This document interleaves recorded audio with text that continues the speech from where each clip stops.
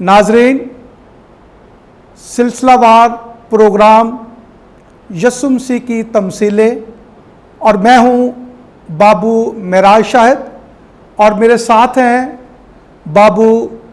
पारस आशिक। और आज हम यीशु मसीह की तमसील,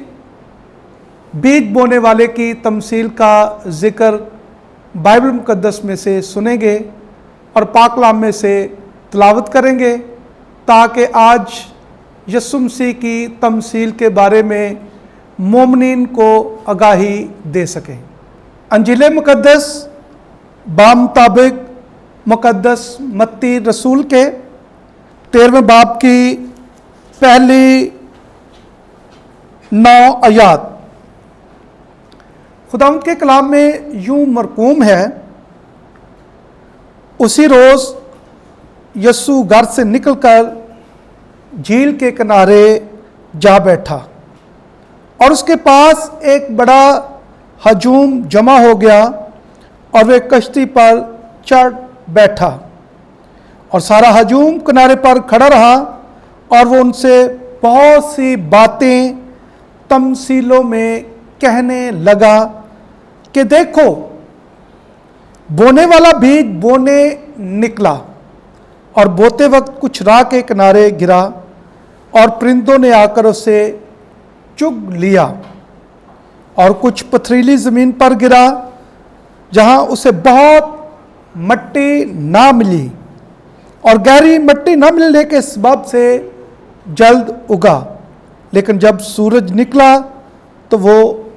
जल गया, और जड़ ना रखने के सबब से सूख गया। और कुछ खारदार झाड़ियों में गिरा और खारदार झाड़ियों ने बढ़कर उसे दबा लिया, और कुछ अच्छी ज़मीन में गिरा और फल लाया, कुछ 100 गुना, कुछ 60 गुना, कुछ 30 गुना। जिसके कान हो वो सुन ले। पाक कलाम के पढ़े और सुने जाने पर खुदा की बरकत हो। नाजरीन, जिस तरह के हमने कलाम अक़दस में से सीखा है, और मैं बाबूजी से जो मेरे साथ है बाबू पारस आशिक, मैं उनसे जानना चाहूँगा कि तमसील क्या है। बहुत शुक्रिया बाबू मेराज।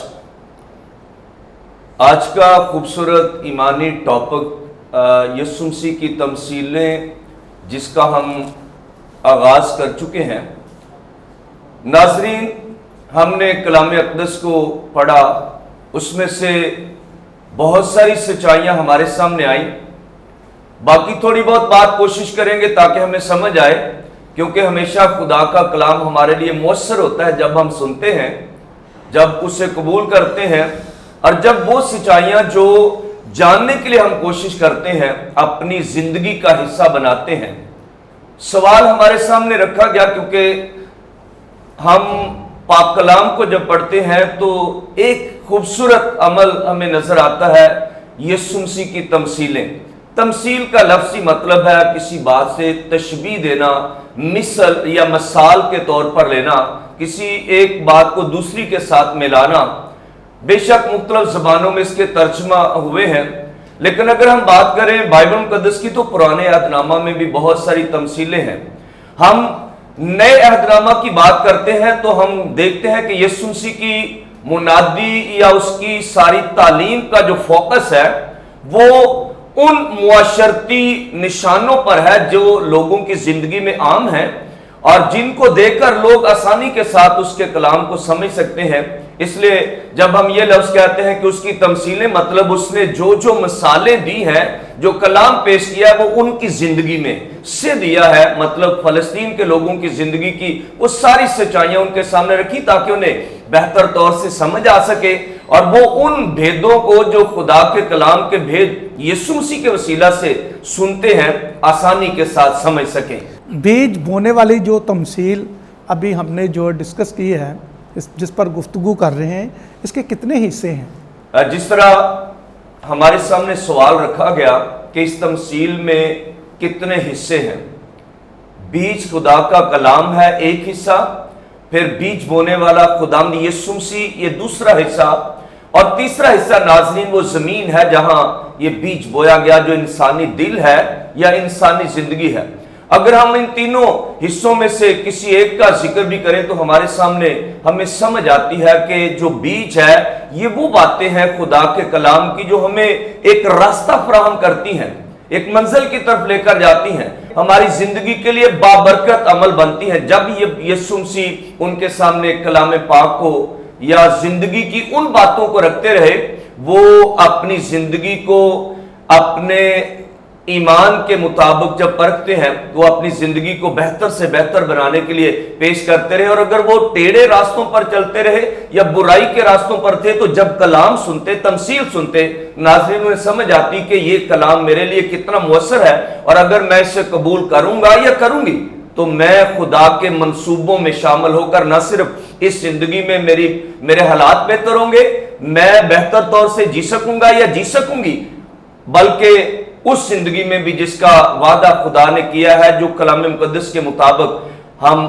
جانتے اور سنتے ہیں، اس میں بھی ہمیں وہ بخرا اور حصہ ملے گا جو خدا دینا چاہتا ہے۔ اور دوسرا حصہ ہے خدا یسوع مسیح بیج بونے والا ہے۔ تو ہم دیکھتے ہیں فلسطین کی پاک سرزمین میں یسوع مسیح 3 صوبوں میں مسلسل لوگوں کے ساتھ رابطوں میں رہے اور خدا کے کلام کی ان باتوں کو جو وہ ان کے سامنے رکھنا چاہتے ہیں پیش کیا، جیسے صوبہ گلیل ہے،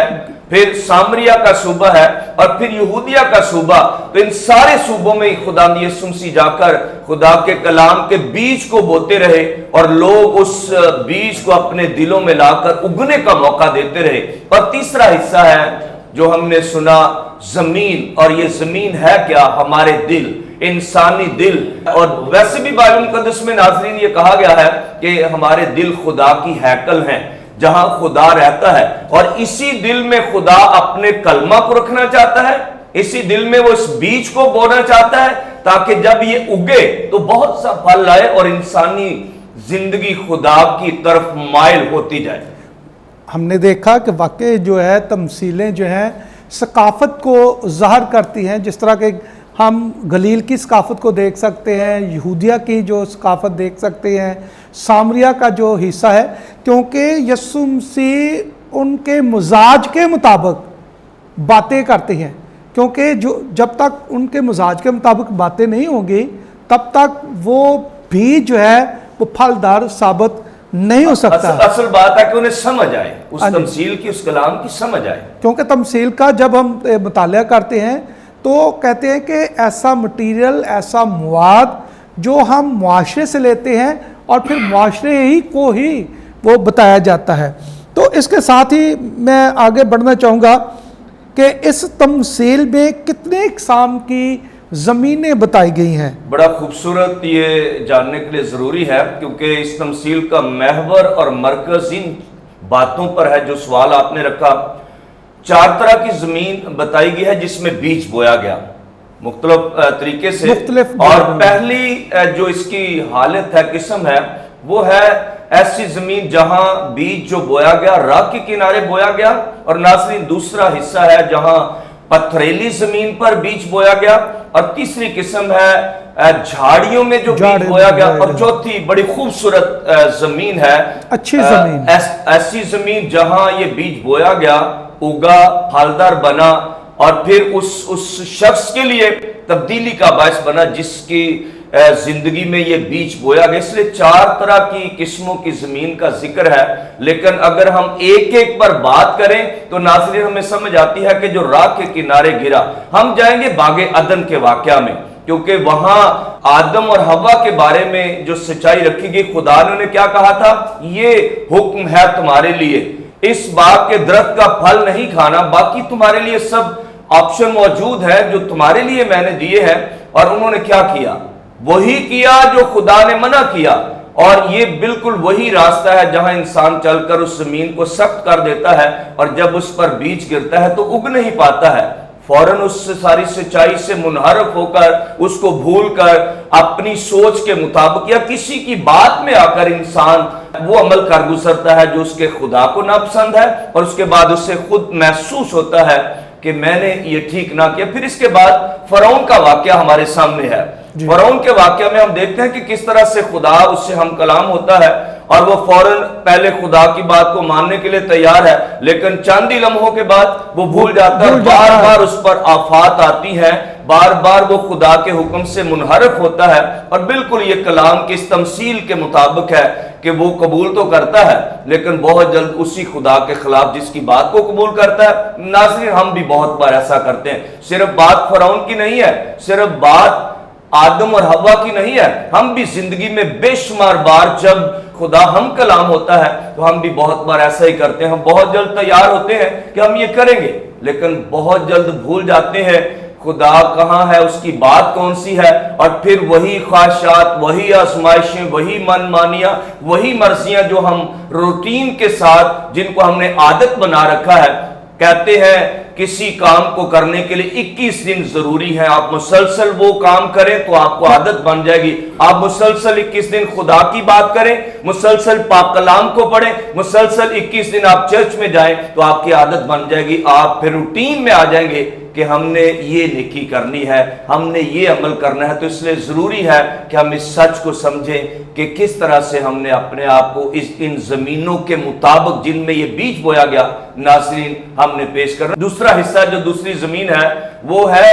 پتھریلی زمین، ایسی زمین جو سخت ہوتی ہے جہاں بیج بویا جاتا ہے لیکن اگتا نہیں ہے۔ ہم میں سے بھی بہت بار ہم سمجھتے ہیں کہ ہم مسیحی ہیں، ہم سمجھتے ہیں کہ ہم کیتھولک ایمان کے لوگ ہیں، ہم سمجھتے ہیں کہ خدا کے بندے اور بندیاں ہیں، ہم گرجا گھر بھی جاتے ہیں، عبادات بھی کرتے ہیں، لیکن ناظرین صرف یہ کافی نہیں ہے۔ بائبل مقدس میں لکھا ہے ایمان بغیر اعمال کے مردہ ہے۔ پورے طور سے ہمیں اپنے خدا کے سامنے پیش ہونا ہے تاکہ وہ کلام جو بابرکت بننے والا ہے، وہ کلام جو مؤثر ہونے والا ہے میری زندگی کے لیے اور میرے گھرانے کی زندگی کے لیے کتنا پھلدار ثابت ہو سکتے۔ اس لیے ایسی زمین بھی خدا کے لیے قابل قبول نہیں ہے اور ایسی زمین بھی پھلدار ہونے کے لیے قابل قبول نہیں ہے۔ اور تیسری زمین ہے وہ جو جھاڑیوں میں بیج بویا گیا، جھاڑیوں میں گرایا گیا، ایسی زمین بھی اتنی مؤثر نہیں ہے کیونکہ جو جھاڑیاں ہیں وہ اس کو اگنے نہیں دیتی۔ ہماری انسانی زندگی میں بہت ساری جھاڑیاں ہیں، ہمارے اپنے منصوبے، ہمارے اپنے قول و فعل جن میں بہت بار تضاد ہوتا ہے، اور ہم وہ سچائیاں جو ہم کلام سے سنتے ہیں ہم انہیں مکس کرتے ہیں کسی اور شخص کی اس سوچ کے ساتھ، کسی اور سے سن کر، اور یہ بھی خدا کو قابل قبول نہیں ہے۔ ایسی زمین کیونکہ بہت جلد یہ بیج اگتا ہے لیکن جھاڑیاں دبا لیتی ہیں، ہمارے مال و دولت کی فکر، ہماری اور بے شمار فکریں ان کو دبا لیتی ہیں، اور ناظرین یہ زمین بھی قابل قبول نہیں ہے خدا کے لیے۔ اور چوتھی خوبصورت زمین جو زرخیز ہے،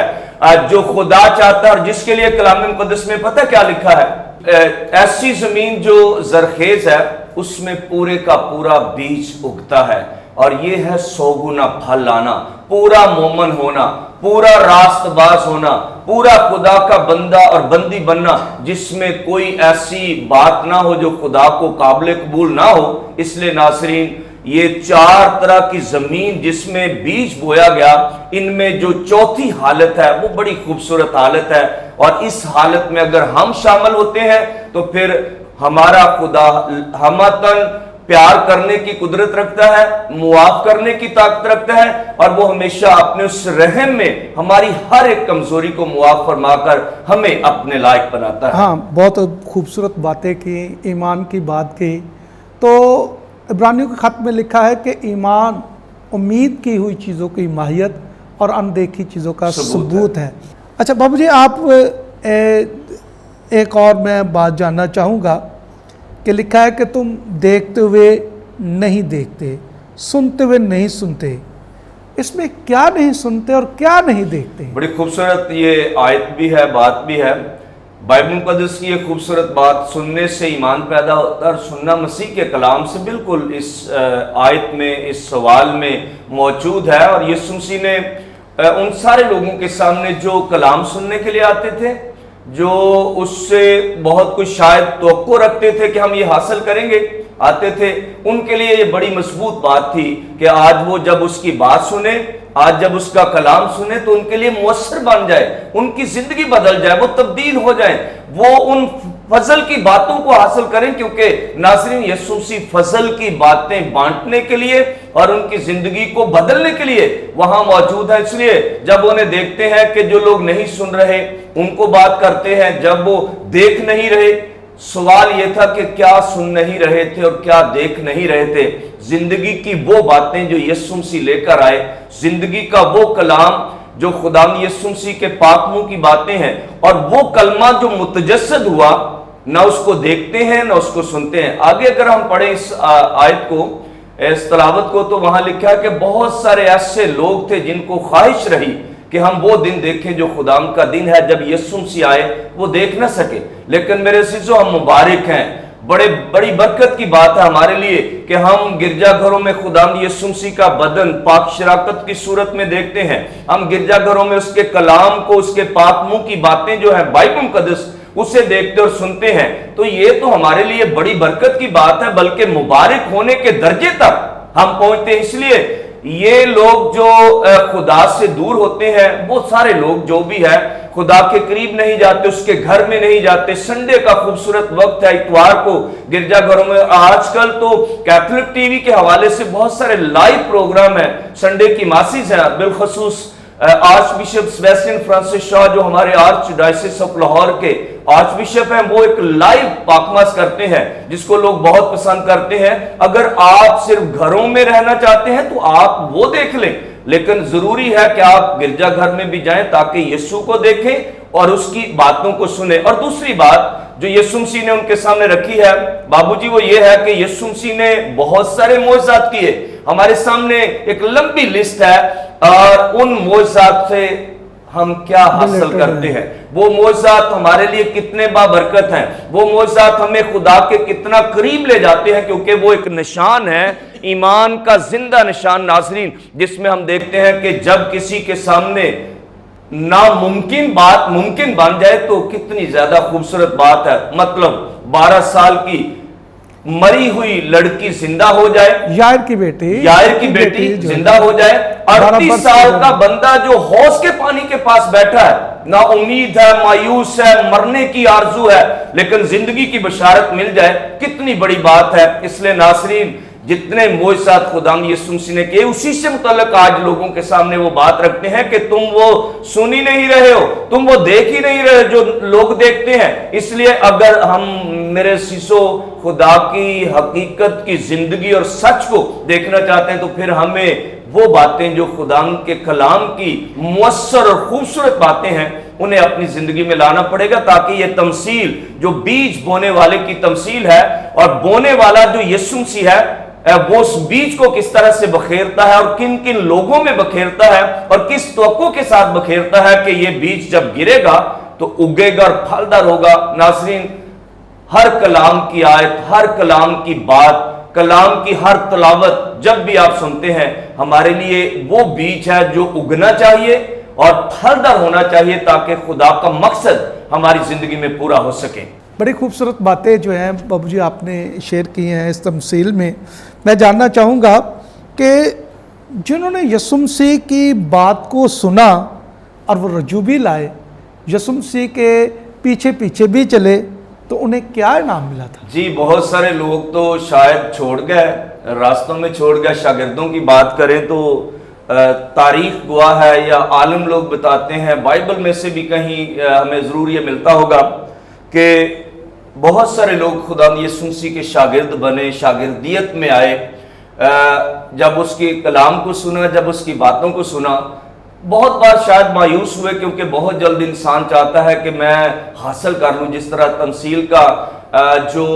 دوسرا حصہ تو زمین کا, جس میں پتھریلی زمین کی بات کی گئی ہے, کہ ایسے لوگ جو فوراً قبول کرتے ہیں لیکن وہ بیج اگتا نہیں ہے.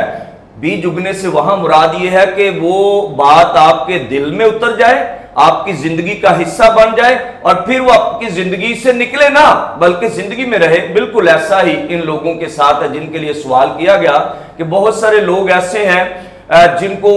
जब सुना तो उन्होंने बरकत पाई, और ये बरकत बाबूजी उनकी बाकी रही थी। क्यों? क्योंकि उन्होंने उस बात का यकीन कर लिया, ईमान ले आए, और जब ईमान ले आए तो जिंदगी हासिल की जो जिंदगी खुदा उन्हें देना चाहता है, जो जिंदगी उन्हें बांटनी, उनकी जिंदगी यकसर बदल गई। उनकी जिंदगी जो उन्हें बांटना वो चाहता है।